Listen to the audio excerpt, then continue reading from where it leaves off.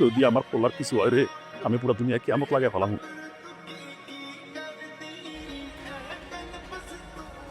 ভাই সেলিমের লোক।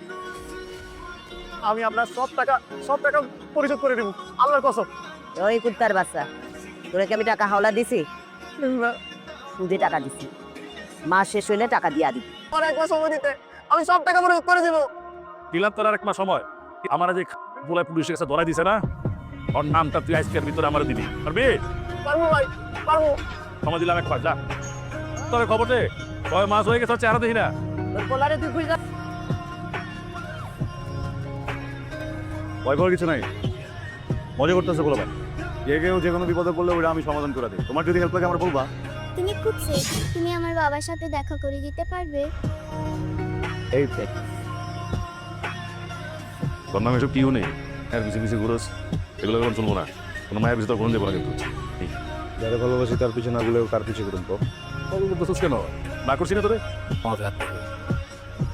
কালকে থেকে আমি আর ওই মায়ের পিছিয়ে ঘুরবো। কয়েকদিন ধরে আমি যে হেনে যাই, যেই কাজই করি, কাজের মাঝখানে করতে যেমন তুমি এসে। আচ্ছা বুঝলাম না, এই কাজের বিষয় বাদ। আমি যখন আমার বাড়িতে যাই, আমি এনে ঘুমাই, ঘুমের ভিতরে তুমি পড়ো স্বপ্নে। এই জায়গায় যত ধান্দা পাতি ব্যবসা সব ছেড়ে দেবো, আমি কোনো সমস্যা নাই। তুমি একটা বল, হ্যালো বল। আপনার কাছে একটা গান আছে না, সবসময় নিয়ে ঘুমেন, আপনি সেটা দিয়ে আমাকে মেরে থাকবেন। আমি মরে যাবো, তারপরেও আমি কখনো এরকম একটা ভায়োলেন্ট মানুষের সাথে আমার লাইফ কাটাবো না, নেভার।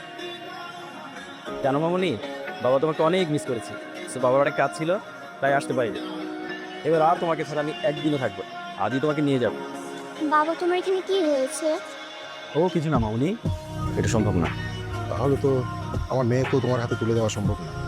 আপনি ওরা অন্য কিছু করতে পারবেন, যে কোনো কিছু বলেন, দেখেন 24 ঘন্টার ভিতরে আমি করে ফেলবো। যে পরিবারে আমি আমার মেয়েকে তুলে দেবো, সেই পরিবারের শ্বশুর যদি হয় মদখোর মাদক ব্যাপারী, আর শাশুড়ি যদি হয় সুদখোর মানুষের রক্তচোষা প্রাণী, সেই পরিবারে আমি আমার মেয়েকে পাঠাবো কেমন করে? তুমি বরং আমার মেয়েকে ভুলেই যাও। তোরে ধরাইতে করি কেন? সাথে কই কি সব? দাদি বেড়ে তো পাওয়া যেতেছে না কাকা। যদি আমার পোলার কিছু হয় রে, আমি পুরো দুনিয়া কিয়ামত লাগে ফেলাম। সাগর আর পানি থাকবো না, খালি আগুন চলবো, আগুন। তেমন অনেক ভালোবাসি। অনেক ভালোবাসি বাবা, ভালোবাসুন না কেন?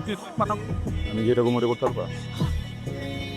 ঠিক সবাই সালাম দেয়, এই কাম করতে আজকে সামনে সামনে সালাম দেয়।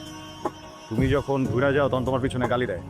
আমি কি বুঝি না তুই কেন এসব কস? এই মাইয়ার লগে পিরিত করস বলে? শোন,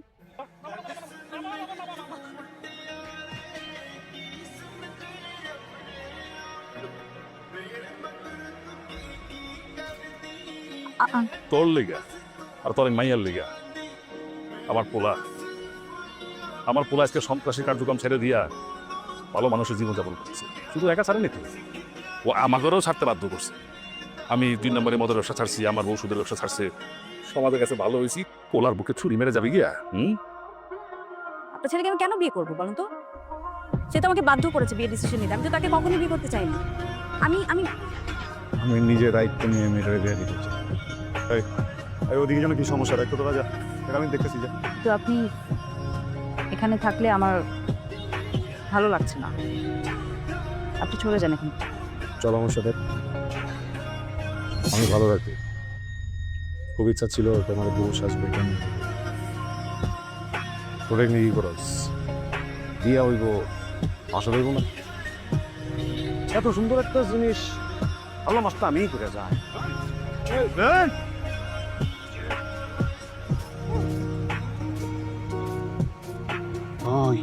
আমি তো ভালো হইতে পারুম না।